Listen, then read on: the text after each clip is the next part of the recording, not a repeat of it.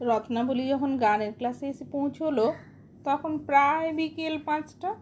হন্তদন্ত হয়ে কাঁধ থেকে ব্যাগটা নামিয়ে জলের বোতলটা ব্যাগ থেকে বের করে ঘট ঘট করে কিছুটা জল গলায় ঢেলে একটা স্বস্তির নিঃশ্বাস ফেলে বলল, বড় লেট হয়ে গেল।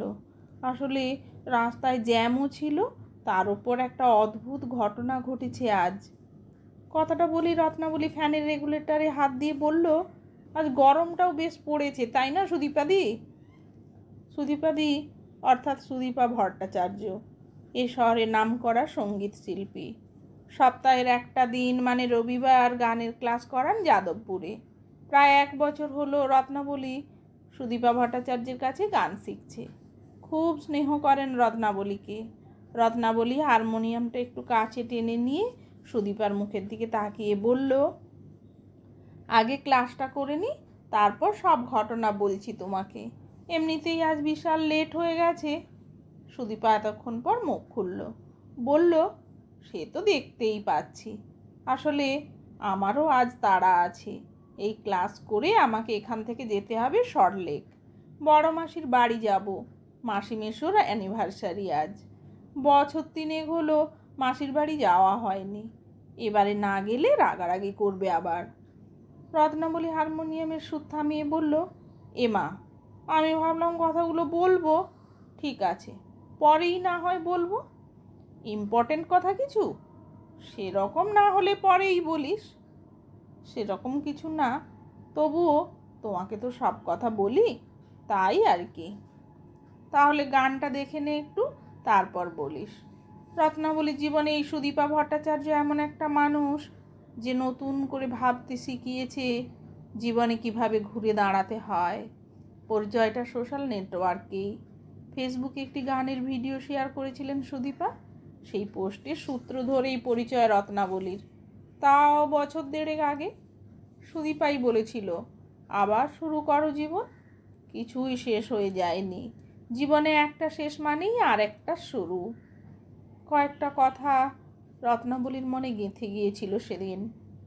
একদিন রত্নাবলী সুদীপাকে মেসেজ করে জিজ্ঞেস করেছিল, একদিন দেখা করা যেতে পারে কি তোমার সাথে? যে কোনো রবিবার যাদবপুরে চলে এসো, ওখানেই আমার গানের ক্লাস থাকে। ক্লাস শেষে কথা বলা যাবে। ওই ধরো 5:30টার পর। রত্নাবলীর সাথে সেই প্রথম দেখা সুদীপার। খুব ছোটবেলা থেকেই ইচ্ছে ছিল গান শেখার, তখন শেখা হয়নি। সেদিনের গানের ক্লাসে সুদীপার সাথে দেখা করতে এসে সুদীপাকে রত্নাবলী জিজ্ঞেস করেছিল, আমি কি এই বয়সে গান শিখতে পারবো? সুদীপা হেসে বলেছিল, বয়সটা সংখ্যা মাত্র, চেষ্টা করলে কি না হয়। তুমি যদি সময় করতে পারো, কেন হবে না? আমি চাই শুরু করতে, কিন্তু মনোবল যে সব হারিয়ে গেছে। কিছুই হারায়নি। হারানোর আগেই যদি বলো আমি হারিয়ে গেছি, তাহলে তো তুমি হারিয়েই গেলে। মনে জোর রেখো।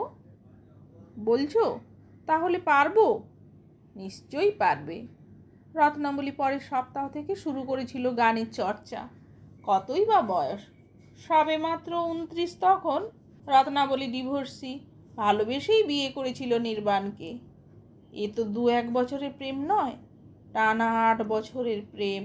সেই কলেজ লাইফ থেকে শুরু। অথচ বিয়ের 1 বছর যেতে না যেতেই ডিভোর্স নিতে বাধ্য হলো। এক ছাদের নিচে না থাকলে বোঝা যায় না কে কেমন মানুষ। প্রেমিক আর স্বামী দুজন আলাদা মানুষ যেন। বিয়ের আগে চাকরি করতো রত্নাবলী একটা প্রাইভেট ব্যাংকে। নির্বাণ বলেছিল, আরে কি দরকার তোমার চাকরি করার? আমাদের এত বড় ব্যবসা, তোমার রোজগারের কোনো দরকার নেই। সামান্য কয়েকটা টাকা বেতন, আমি প্রতি মাসে ওই টাকাটা হাত খরচ করি। তোমার যা লাগবে আমাকে বলো, আমি তো আছি, তোমাকে চাকরি করতে হবে না। বিয়ের 1 মাস আগে পর্যন্ত চাকরিটা করেছিল রত্নাবলী। শেষমেশ নির্বাণের চাপেই চাকরিটা ছাড়তে বাধ্য হয়েছিল। বাড়িতে মা একটু আপত্তি করেছিল, কিন্তু রত্না বলেছিল, নির্বাণের ওপর সম্পূর্ণ আস্থা আছে মা। বিয়ের পর প্রেমিক মানুষটা বদলে গেল পুরো। কে জানতো বাইরের খোলসের আড়ালে এক অসম্ভব দৈত্য বসবাস করে। প্রেমিক যে হবে, সে কি করে প্রেম হারায়? 1 মাস যেতে না যেতেই রূপটা গেল বদলে। বিয়ে করেছে মানে দয়া করেছে যেন। একদিন নির্বাণ বলে বসলো, তুমি এখন বাড়ির বউ, তাই যখন তখন যেখানে সেখানে যাওয়া যাবে না। ইচ্ছে হলেই বাপের বাড়ি যাবে, সে আশা ত্যাগ করা ভালো। আর একটা কথা, আমাদের ব্যবসায়ী পরিবার টাকা পয়সা এখানে ওখানে ছড়িয়ে ছিটিয়ে থাকে, কখনো লোভ না পড়ে। বড়লোকের ছেলেকে বিয়ে করেছো, তোমার কপাল ভালো বলেই বিয়েটা হয়েছে। কত ধনী পরিবার আমাদের সাথে আত্মীয়তা করতে চেয়েছিল, বিয়ের 1 মাস যেতে না যেতেই এমন কথা যে শুনবে তা ভাবতেই পারেনি। বিয়ে করে সব স্বাধীন সত্তা যেন হারিয়ে গেল রত্নাবলীর। কোনো কিছুতেই তার অধিকার নেই, নিজের মত প্রকাশের স্বাধীনতাও নেই। এই জীবনটাই কি চেয়েছিল রত্নাবলী? এটাই কি সেই 8 বছর ধরে প্রেম করা ছেলেটি নির্বাণ? কতদিন আর মেনে নেওয়া যায়? একদিন ড্রিঙ্ক করে অনেক রাতে বাড়ি ফিরল নির্বাণ। রত্নাবলী প্রতিবাদ করতেই নির্বাণ বলল, চাইলে চলে যেতে পারো, আমাকে বিয়ে করার জন্য তোমার থেকেও অনেক সুন্দরী বসে আছে। কথায় কথা বাড়ে। সেই প্রথম গায়ে হাত তোলে নির্বাণ। তারপর থেকেই শুরু হয় আরও অশান্তি। টাকার অহংকারে মদমত্ত নির্বাণ একদিন বলে দিল, তোমাকে ডিভোর্স দেব। আইনের সাহায্য নেবে? কিচ্ছু করতে পারবে না। আমার টাকা কথা বলবে। তোমার দম থাকলে আমার সাথে মোকাবিলা করো।